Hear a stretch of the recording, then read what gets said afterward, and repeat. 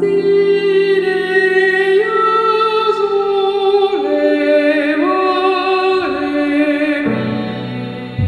is a third-person survival horror game developed by Warp and published in North America in the fall of 2000. Despite being released at the height of survival horror popularity, the game was met with mixed reviews and didn't sell particularly well. The opening cinematics reveal the plot of the game. A plane over the Canadian wilderness is hijacked, with the terrorists talking about Shadow the Final Destroyer. A woman befriends an FBI agent who takes out one of the hijackers. He then discovers the compact the woman dropped predicts the plane is about to be taken out by a meteorite, which it promptly does. We play the part of Laura Partins, who wakes up in the mysterious cabin in a snowy landscape. Laura survived the plane crash unscathed. Even stranger, she was in the wilderness for 8 days before being discovered by Kim. Laura doesn't remember any of this, however, which sets the stage for the remainder of the game. Long conversations between characters move the plot forward, as well as fill in the many missing pieces along the way. After getting through the opening cinematics, the first gameplay type is presented. While in indoor environments, we don't have control over Laura, but can instead direct her to specific locations.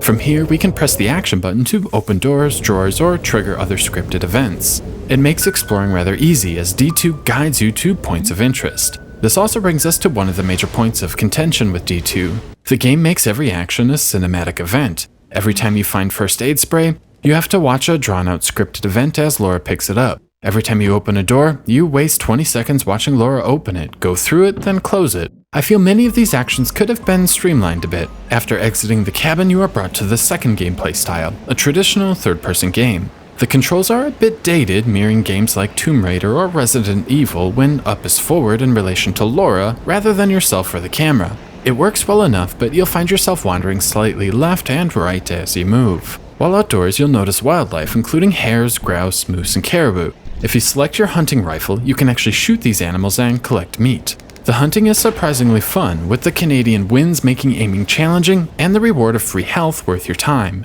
In fact, I was persistent enough with this hunting element that I didn't use the traditional health power-ups until the final boss, relying solely on meat and sleeping for recovery. The opening scene also sets the stage for the second main plot element. Humans are turning into green bleeding plant monsters. The game hints the meteorite from space caused the transformation, as most of the passengers from the plane have blossomed, so to speak. When outdoors, you'll come across random battles, similar to a traditional role-playing game. In battle, the game switches to a first-person mode. You don't really have control over your movement in this mode, with the focus shifted to aiming and the occasional prompt letting you rotate to face a moving enemy. After clearing out the horde, you are rewarded with XP. After gaining enough XP, you level up, which increases your hit points. In many ways, I feel this is a bit underdeveloped. New monsters are introduced, but the core mechanics remain the same. Shoot, rotate, shoot some more, get more hit points. The enemy encounters serve as a nice diversion while progressing through the game, but become a bit repetitive at the 10-hour mark. The boss encounters work in the exact same way, only they are significantly more interesting and disturbing. First, the cutscenes leading up to them are genuinely interesting, with the character slowly turning from human to monster. They even talk during the encounter. It's creepy and unsettling. This boss here even plays the violin, letting you know the character used to be human, making your search for a cure or answers somehow more urgent. D2 is spread over 4 discs, with each disc containing a new area of the Canadian wilderness Laura, Kim, and Janie are trying to escape. The gameplay is fairly straightforward. Explore each of the buildings in the first-person mode, travel between buildings in the third-person mode, and watch a massive amount of cutscenes. The occasional light puzzle presents itself, but these are never very difficult, usually just writing a code down from one scene and entering it into a keypad on the next. One puzzle involves listening to piano notes and then repeating them into a real piano. It's interesting enough, but overall, the puzzle elements are fairly shallow and again seem underdeveloped. D2 does succeed at never being too vague with its guidance, and it's always obvious what to do and where to go. The only frustration I ever had was on Disc 3. Twice I took the 20-minute journey to this bridge, only to discover this was not where I was supposed to go and make the 20-minute journey back. When it was finally time to actually visit the bridge, you are given a snowmobile, which reduces travel time down to just a couple of minutes. As you venture deeper into the world of D2, you slowly learn there is more going on than the opening movie leads you to believe. Early on, Laura is trapped in a collapsing mine. She blacks out and a cutscene plays. The Great Mother then speaks to us, telling Laura she must fight to protect all of mankind. Laura then mysteriously awakens back in the cabin. We learn that Laura fell from the sky, crashing through the ceiling surrounded by a mysterious golden light. One of the first things we see is a meteorite strike the airplane, plunging it to its doom. During a Great Mother sequence, we see the dinosaurs watch as meteorites plummet towards the Earth. It gives us a great sense of purpose and blows open the entire scope of our journey. D2's story is told in a non-linear fashion, with new events always unfolding, keeping things moving forward, while at the same time filling in plot holes and giving new meaning to past events. Generally speaking, the story in D2 is wonderfully told. The writing is above average and the voice acting is terrific. Delivery is excellent, even though the voice actors weren't always given the best lines to work with. Rarely is their performance wooden or stiff, and it makes sitting through a 20-minute conversation an enjoyable experience. It's also worth mentioning D2 worked hard to earn its mature rating. The game really pushed the boundaries with nudity, suggestive themes, sexuality, and even drug addiction. Sometimes these come off as forced, and other times you feel like the characters are really dealing with some heavy issues. Also, like the first two games in the D trilogy, producer Kenji Eno decided our main protagonist Laura should not speak. She'll grunt, yell, cry, and generally do a decent job conveying her emotions, but it feels a bit gimmicky. Thankfully, D2 is written in a way where her lack of talking doesn't really matter, but it is odd at times.